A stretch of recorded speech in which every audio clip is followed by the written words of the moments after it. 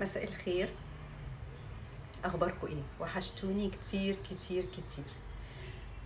بقالي فوق سنتين ما نزلتش اي فيديو على اي قناة من القنوات بتاعتي، سواء التيك توك او على اليوتيوب.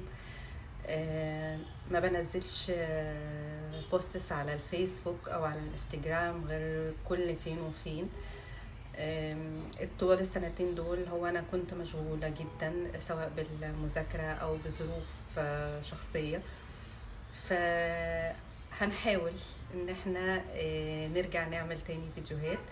انا بشكر الناس اللي كانت حتى لو على فترات بعيدة بتسألني بتقولي انتي ليه بطلتي تنزلي فيديوهات؟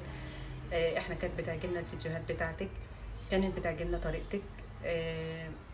صدقوني على قد ما كان الكلام ده كان بيبقى حلو وبيديني دفعة وبيديني حماس، بس كنت بلاقي نفسي انا فعلا مش فاضيه، انا مش عارفه اركز حتى في ان انا اقرا حاجه اقدر اقولها لكم او اطلع لكم بمعلومه.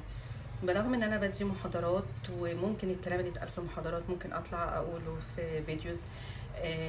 كان ممكن كانت في ناس من اللي انا بدي محاضرات كانوا يقولوا لي طب اعملي المحاضرات دي على فيديوهات على اليوتيوب وندخل نشوفها او نكملها. والله انا برضو لقيتها دي فكرة حلوة، بس دي كلها حاجات عايزة مني وقت وعايزة تخطيط وتنظيم كتير. وانا التنظيم اللي انا قادرة انظمه يعني على قد الحاجات اللي انا بعملها دلوقتي. طب هتقولوا لي انت ليه قررتي النهاردة انك تطلعي تعملي فيديو؟ والله هو انا بقالي اسبوعين الفكرة تراودني، يعني بقالي اسبوعين كل شوية اقول انا هطلع اتكلم النهاردة، انا هطلع اعمل فيديو، انا عايزة انشط تاني قناة اليوتيوب، عايزة اهتم بصفحة الفيسبوك والانستجرام. ارجع الاقي ان انا ما عنديش وقت، في حين برضو ان في وقت كتير انا كنت بلاقيه بيضيع في حاجات تانية مش مهمة. يعني لو انا مثلا عندي وقت بقعد اذاكر فيه، فطب انا في وقت تاني ممكن اقعد اتفرج على فيديوز واسمع حاجات. طب ما ده وقت بيضيع بلا هدف. طول عمري برجع من شغلي متأخرة، كنت بعمل بعد ما برجع من شغلي. ساعات الواحد كده يعني ممكن ما يبقاش عنده وقت، بس ساعات كتير قوي بيبقى كسلان، بيبقى عاجبه قوي ان هو قاعد في منطقة الراحة بتاعته، ان هو قاعد ما بيعملش حاجة، وان هو قاعد مش شاغل دماغه بان هو عايز يجهز حاجة او يعمل. فهو مرتاح كده، فخليني مرتاحة في الحتة دي وخليني في الكومفورت زون بتاعتي دي، وانا كده تمام. كان كتير برضو من ضمن الحاجات اللي انا اقولها يا بقى انا لسه هقوم والبس واعمل وعشان احضر نفسي واقعد اقرا واقعد اكتب سكريبت لنفسي او اقعد اتكلم واكتب نقاط انا هقعد اتكلم فيها. كل ده ياخد، لا لا، خليني قاعده، خليني مستمتعه بالحبه اللي انا فاضيه فيهم من غير ما اعمل حاجه. بس كنت ارجع تاني ادخل واشوف المسجز اللي بتجيلي واقراها واقول طب ما هي الناس دي بتدعمني زي ما انتي بتدي محاضرات وبتبقي مبسوطه جدا بالفيدباك اللي بيجيلك من المتدربين معاكي او اللي بيسمعوكي.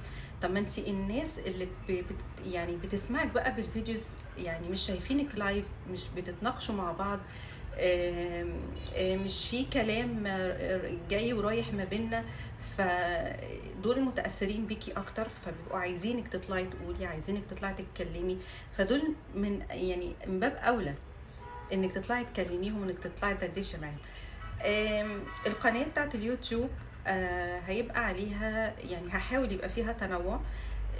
احنا كنا الفتره اللي من سنتين كان دايما الحاجات مقتصره على الحاجات الخاصه بالكوتشنج شويه، لكن ممكن برضو نلاقي فيها حاجات تخص الإدارة، حاجات تخص إدارة الوقت، إدارة الغضب، حاجات تخص نواحي سلوكية، حاجات من اللي أنا بقولها في المحاضرات للمتدربين اللي ممكن تفيد.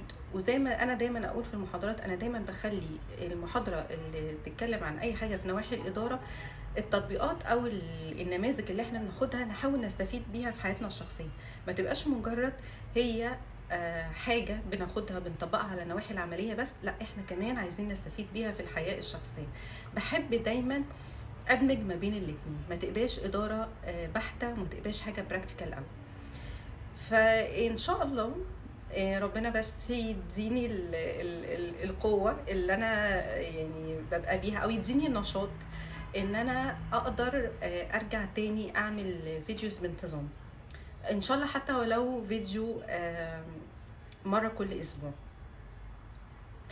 بالمناسبة انا النهاردة في المحاضرة اللي انا كنت بتكلم فيها كنت بنتكلم عن التحسين المستمر وتأثيره على إدارة الجودة، وبما اني بخلط دايما الحياة الشخصية بحياة العمل فقلت لهم كلنا بنفكر ان احنا نغير حياتنا للأفضل، بس كام واحد فينا قرر انه يغير حياته للأفضل وقدر يعمل كده؟ كام مرة فينا واحد قال انا من اللحظة دي هبدأ، زي انا هبدأ دايت من يوم السبت بالظبط. كام واحد فينا بدأ دايت من يوم السبت؟ طب لو انت بدأت الدايت من يوم السبت، هل استمريت عليه؟ هل مشيت على نفس الستبس اللي انت ماشي عليها؟ رحت عملت اشتراك في جيم، ورحت جبت اكل صحي بمبلغ وقدره، وبدات تاكل بضايه، وتشرب كوبايه نسكافيه من غير سكر، وتشرب وتاكل خضار سوتيه. جيت بعد 3 ايام لقيت نفسك انت مش قادر تكمل. ليه انت مش قادر تكمل؟ علشان انت بدات عايز تغير بتغيير جذري، انت عايز تعمل كل حاجه في وقت واحد. هتلاقي نفسك زهقت، هتلاقي نفسك مش قادر تمشي على النمط ده لوقت طويل. لكن انت لما تقرر انك تعمل لنفسك لايف ستايل، هو ده اللي انا همشي عليه، ان انا هقلل دهون، ان انا مش هاكل مقليات كتير، ان انا هشرب ميه كتير، دي كلها حاجات انت تحطها في اللايف ستايل بتاعك. فهتلاقي نفسك تدريجيا هي حاجات مفيدة انت ضفتها لنفسك، ولما هتلاقي لنفسك نتيجة حلوة هتستمر عليها. هتقولي طب ما انا ممكن اضعف والاقي نفسي اكلت حاجة مسكرة، نفسي راحت لحاجة مسكرة. طب ما انا ممكن اضعف والاقي نفسي في يوم معزوم وكان فيه مقليات فانا لازم اكل منها. حلو، اليوم اللي هتاكل فيه بره ولقيت نفسك بتاكل مقليات كل، بس ما تأنبش نفسك. لا، انت في اليوم ده حاول في اليوم ده تشرب ميه كتير جدا عشان تعادل ان انت اكلت مقليات، وارجع تاني كمان. ما تقولش لا ده انا بوظت النظام اللي انا ماشي عليه فخليني بقى مبوظ. على فكره انا من الناس اللي بتحب الشوكولاته جدا. لما بدات اكل الشوكولات دارك بنسبه 71% واتعودت على طعمها، دلوقتي لما باكل الشوكولات العاديه اللي بسكر عادي بلاقي طعمها بالنسبه لي مش مريح، بحس ان سكرها زياده قوي، وباكلها بعد ما باكلها بحس انها تعبت معدتي نوعا ما. ليه؟ لان انا قعدت مثلا فوق الشهر باكل شوكولات دارك. فهي الفكره من هنا، ان انت لما تبدا تحسن او تبدا تغير من نفسك، اعمل تغيير بسيط وتغيير تدريجي زي اللي انا بعمله النهارده. انا النهارده لما قررت ان انا اعمل فيديو، انتهزت فرصه ان انا كان عندي محاضره وراجعه بدري وعندي نشاط، فقلت تمام انا قبل ما اغير هدومي وانا لسه بلبسي اجهز حاجتي واطلع اعمل فيديو.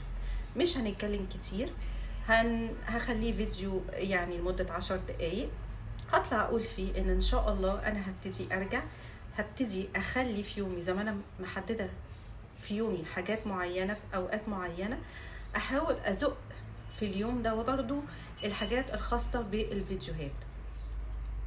فنعمل فيديوهات ان شاء الله، حتى لو هنبدأ بفيديوهات قصيرة بس في نفس الوقت اقدر استمر عليها. الفكرة في الفيديوهات الاستمرارية، مش ان انا بقدم ايه او ان انا بعمل ايه. قرر انك تستمر، فعشان تستمر لازم تبدأ بخطوات صغيرة، لازم تبدأ بحاجات صغيرة تساعدك انك تستمر، ما تخليكش انك تزهق، وما تخليكش تحس ان الموضوع ممل، وما تخليكش تحس ان الموضوع تقيل عليك. ده كان فيديو بسيط وسريع، ان شاء الله يكون بداية لعودة مرة تانية للفيديوهات، وان شاء الله ارجع اقدم لكم حاجات تقدر تفيدكم وتستفيدوا منها، وان شاء الله نستمر مع بعض في لقاءات قريبة بإذن الله. السلام عليكم ورحمة الله وبركاته.